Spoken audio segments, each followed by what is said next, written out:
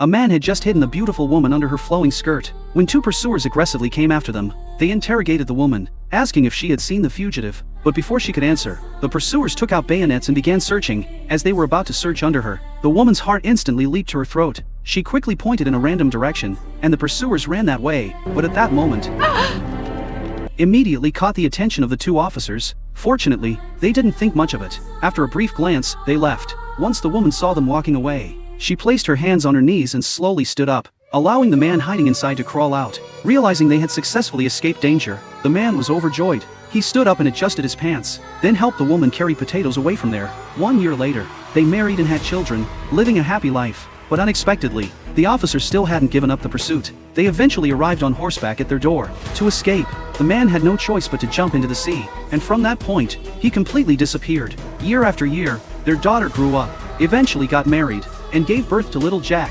But Jack never liked his relatives, because at his 3rd birthday, he discovered his uncle making advances toward his mother, and his mother seemed to enjoy it. From then on, he believed the adult world was filthy. One night, he went to the basement, pushed aside the shelves on the wall, and jumped in head first. Fortunately, Jack didn't die. But unfortunately, Jack would never grow taller.